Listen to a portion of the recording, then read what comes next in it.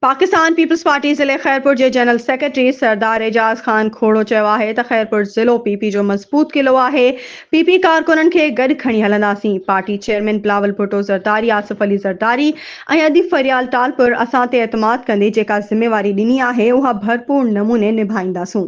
PP ज़िले खैरपुर जो general secretary थियण खां पोइ करून डेराणीपुर नगरेजा सोभोदेरो ऐं गंबट सोभोदेरो समेत ॿियनि शहरनि में पहुचण ते सरदार एजाज खान खोड़ो जे कारकुननि पारां भरपूर नमूने आजियां कंदे गुलनि जी वर्खा कई ऐं इस्तक़बाली जलसनि खे ख़िताब कयो। राणीपुर में तालका सोभोदेरो जे जनरल सेक्रेटरी गदा हुसैन सेहतो ऐं यूसी बाला सेठारजा जे सदर रफ़ीक अहमद सेहतो जी अॻवानी में इस्तक़बाल कयो वियो ऐं वधीक सहाफ़ियुनि सां ॻाल्हाईंदे एजाज अहमद खोड़ो चयो त खैरपुर ज़िले जी तंज़ीम साज़ी तोड़े वर्करनि जा जेका मसइला आहिनि उहे ज़िले सदर नवाब ख़ान वसाण सां गॾिजी हल कया वेंदा। हुन चयो त तालका सोभोदेरो जी पार्टी सदारत बाबति को बि फ़ैसिलो नाहे थियो।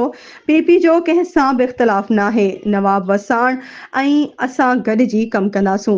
उन मौक़े ते एजाज अहमद खोड़ो सां गॾु सैयद अब्बास अली शाह, सैयद फर्जन शाह जीलानी, हाजी अब्बास राजपर, गुलाम अब्बास कुबर, काशिफ बांभर समेत ॿिया गॾु हुआ।